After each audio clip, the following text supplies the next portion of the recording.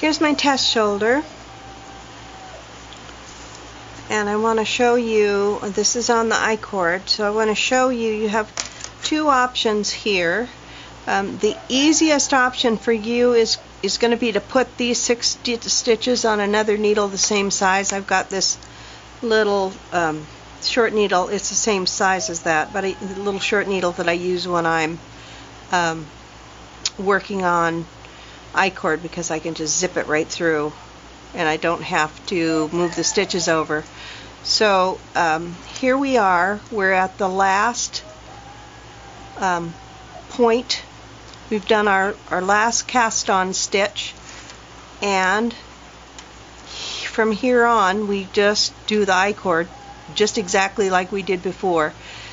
You're going to want a certain number of stitches for the flat of the back, and depending on how you're shaping it, it could be really wide, it could be really narrow.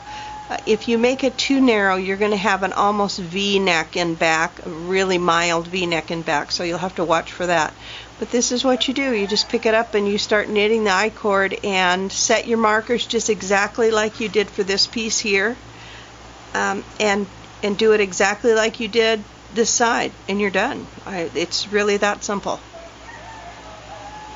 One thing I want to show you, I'm hoping you can see it for as light as this yarn is. I'm hoping. Can you see the column of, I got lint right there. Can you see the column of stitches that I'm up against with my cast on? If you follow that column of stitches, you'll see I set my markers in the column of stitches right next to that I'm going to be using to, then you see that I'm going to be using for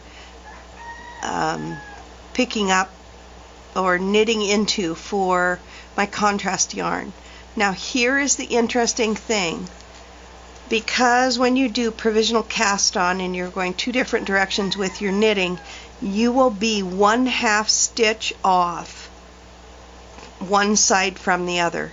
There's no way around it, it's just the way it works. But I want you to notice that I am not, I don't have my markers set across the gap. I have my markers set on one of the columns next to the gap, or next to the join. So when you do your second half of your I-cord neck, bear that in mind. You'll have to be really careful how you set those markers, or you will have and I can show you an example if I can get a sweater out of the laundry, but you will have a 1/2 column jog, a 1/2 stitch jog right at the back of the neck if you aren't aware of this situation. You just assume, oh, I can grab across the join. You can't. It doesn't work. So I wanted to show that to you.